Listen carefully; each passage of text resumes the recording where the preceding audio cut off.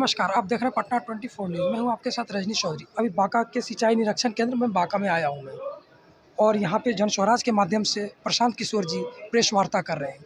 आइए मैं जानता हूं बांका के वासियों के लिए क्या ये सौगात लेके आएंगे और बिहार के लिए क्या सौगात लेके आएंगे। अगर आपका जन्म हुआ है तो आप किसी न किसी जाति के हैं, और समाज में अगर जाति एक मुद्दा है तो राजनीति में भी जाति होगी ही होगी। जन स्वराज की सोच ये है कि टिकटों का डिस्ट्रीब्यूशन या पार्टी में पदों का डिस्ट्रीब्यूशन जाति के आधार पर ना होकर क्षमता के आधार पर होना चाहिए। लेकिन अगर मान लीजिए कि बिहार में 243 लोगों को जन स्वराज से टिकट मिलना है और 1000 से ज्यादा लोग काबिल है या उस पद के लिए, उस मनोनयन के लिए इच्छुक है, तो उन 1000 काबिल सही लोगों में से बंटवारा कैसे किया जाएगा? उसके लिए कहा गया कि जिस जाति की जितनी संख्या है उस जाति के उतने काबिल लोगों को लाकर टिकट दिया जाएगा। तो पहला आधार काबिलियत है, लेकिन काबिल लोगों के समूह में ये बंटवारा कैसे होगा, उसमें जाति का, जेंडर का ध्यान रखा जाएगा कि कम से कम 40 महिलाओं को टिकट मिले, कम से कम 40 मुस्लिम साथियों को टिकट मिले, 70 अतिपिछड़ा समाज के काबिल लोगों को भागीदारी दी जाए। जाति आधार नहीं है, आधार काबिलियत है, लेकिन काबिल लोगों के समूह में से अगर बंटवारा करना है तो कुछ न कुछ तो उसका ऑब्जेक्टिव आधार होना चाहिए, इसलिए उसको रखा जाएगा। पैदल चले, हमको तो कोई जीविका दीदी बहुत खुश नजर नहीं आई। सरकारी खर्चे पर सरकारी अफसरों का या सेमाई गवर्नमेंट लोगों का एक आर्डर बनाकर उनसे प्रचार करना, उनसे वोट लेना, ये कोई नीतीश कुमार पहले व्यक्ति नहीं है। बहुत दलों ने, बहुत नेताओं ने ऐसा ट्राई किया है। जब जनता का मूड बदल जाए तो ये कोई काम आने वाला नहीं है। मान लीजिए कि उन्होंने विकास मित्र और टोला सेवक बनाए, अगर विकास मित्र और टोला सेवक उनसे सरकार से सैलरी पा रहे और शायद दलियों की मदद करना भी चाहे, ये अगर सच्चाई है तो ये भी तो सच्चाई है कि 50 लाख दलित महादलित परिवार को जो 3 डिसमिल जमीन मिलनी थी, उन 50 लाख लोगों में सिर्फ 2.34 मतलब 2.25 लाख लोगों को ही वो जमीन मिली है। आज 20 वर्ष के नीतीश कुमार के शासन के बाद दलित परिवारों को सिर्फ 2,34,000 परिवारों को ही 3 डिसमिल जमीन मिली, जबकि 2006 में नीतीश कुमार ने कहा था कि हर दलित महादलित परिवार के भूमिहीन लोगों को घर बनाने के लिए 3 डिसमिल जमीन दे दिया जाएगा। तो अगर उन लोगों को जमीन नहीं मिली है तो सरकारी कर्मचारी कुछ भी कह ले, उसका असर होने वाला नहीं है। वो लोग नीतीश के खिलाफ ही वोट देंगे, चाहे वो जीविका दीदी हो या टोला सेवक हो, विकास मित्र हो या सरकार के दूसरे पदाधिकारी हो। शराबबंदी बिहार में सबसे बड़ा मुद्दा बना हुआ है, आपके द्वारा इस पे क्या स्टैंड है?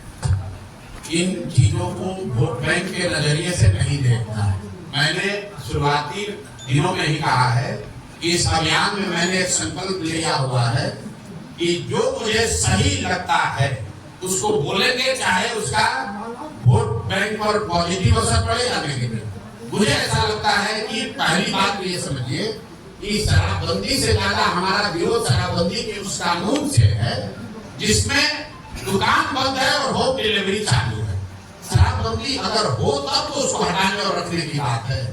बिहार में शराबबंदी नहीं है, बिहार में शराबों की दुकान बंद है, होम डिलीवरी चल रही है, और यहाँ के समाज का, यहाँ के लोगों का, बिहार सरकार का, आपका, हमारा इस गलत कानून की वजह से करीब 20,000 करोड़ रुपया का हर साल नुकसान हो रहा है।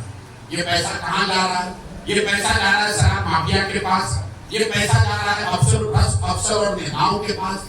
और सबसे बड़ी बात, जो युवा यहाँ पर भी आप देख रहे होंगे, पहली बार बिहार में पिछले 2-3 साल में सूखा नशा इतने तेजी से बढ़ा है कि मैं आपको बता रहा हूँ, अगर ये कानून नहीं हटाया गया तो 2-4-5 साल में, जैसे आपने उड़ता पंजाब पिक्चर देखी थी, वैसे आप उड़ता बिहार देखिएगा, क्योंकि हर गांव में लड़के सूखा नशा की ओर अग्रसर है। तो आप हटाएंगे?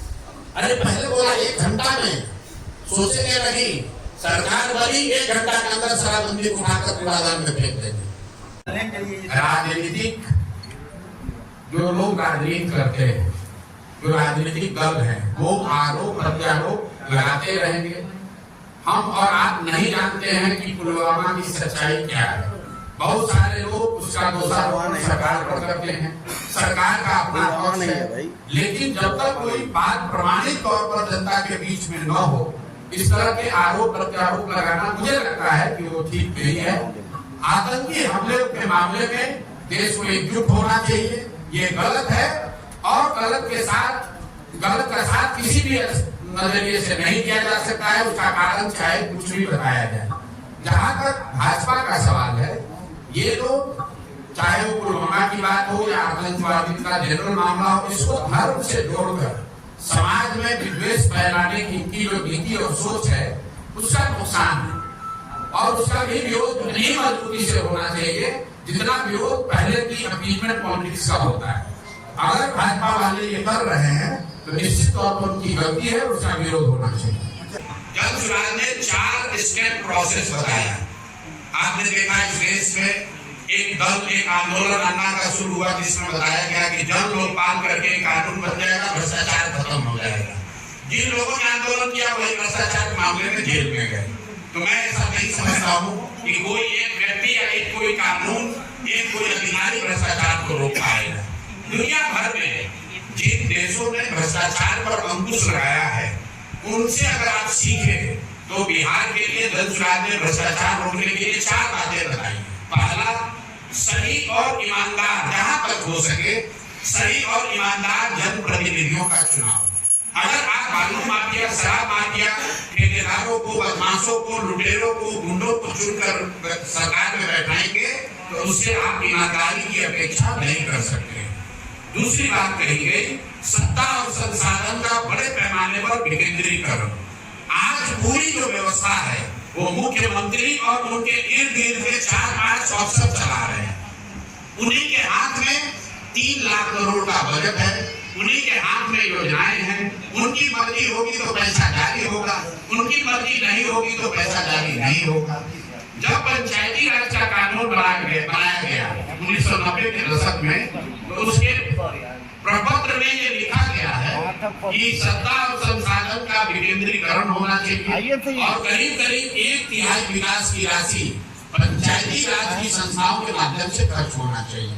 बिहार में पिछले 20 वर्ष में 3% से कम राशि पंचायती राज्यों के माध्यम से खर्च हुआ। सारा पैसा अफसरशाही और अफसरों के माध्यम से खर्च हो रहा है। तो जन सुराज की दूसरी सोच है कि ईमानदार राजनीतिक नेतृत्व के चुनाव के साथ साथ बड़े पैमाने पर सत्ता और संसाधन का विकेंद्रीकरण होना चाहिए। सब कुछ चीफ मिनिस्टर के ऑफिस और उसके 4 अधिकारियों के द्वारा नहीं चलाया जाना चाहिए। तीसरा स्टेप ये है, बड़े पैमाने पर जन भागीदारी। जो भी योजना चल रही है लोगों को ये पता तो चलना चाहिए कि योजना क्या है, उनका उनमें अधिकार क्या है। लोगों को पता ही नहीं है कि भाई हमको आवास के लिए कितना पैसा मिलना चाहिए। उनको ये पता ही नहीं है कि 3 निश्चय जमीन उनको मिलना चाहिए। भूमिहीनों को ये पता ही नहीं है। आपको ये पता ही नहीं है कि हमको आरोग्य कार्ड कहाँ से मिलेगा या किसानों की स्वनिधि का पैसा कब मिलेगा। तो जन भागीदारी न होना भी बड़ी परेशानी है। और चौथा और अंतिम बात, बड़े पैमाने पर टेक्नोलॉजी का इस्तेमाल। जैसे आप देख रहे हैं, पहले बिजली का बिल का बहुत चोरी होता था। जब से स्मार्ट मीटर आ गया, प्रीपेड आने से लोगों को दिक्कत है, लेकिन स्मार्ट मीटर आने के बाद से बिजली चोरी में कमी आई है। अब आप देख लीजिए, यहाँ नल जल योजना की बात होती है। नल जल योजना में आज तक 25,000 करोड़ रुपया खर्च होने के बाद पता ही नहीं चल रहा है कि कहाँ योजना बनी, कहाँ चालू है, कहाँ बंद है। अगर 25,000 करोड़ रुपया में से कुछ पैसा लगाकर स्मार्ट मीटर इन सारी योजनाओं में लगाया गया होता तो पटना में बैठे बैठे आपको पता चलता कि कब मोटर ऑन हुआ, कितना पानी निकला, पानी कहाँ तक पहुंचा। तो ये 4 स्टेप प्रोसेस है बिहार में भ्रष्टाचार रोकने का। ईमानदार जनप्रतिनिधियों का चुनाव, दूसरा सत्ता और संसाधन का बड़े पैमाने पर विकेंद्रीकरण, तीसरा सरकारी योजनाओं में जन भागीदारी और चौथा बड़े पैमाने पर टेक्नोलॉजी का, तकनीक का उपयोग। इन 4 चीजों के समायोजन से भ्रष्टाचार पर बड़े स्तर पर अंकुश लगाया जा सकता है। देख रहे थे पटना 24 न्यूज, रजनीश चौधरी की रिपोर्ट।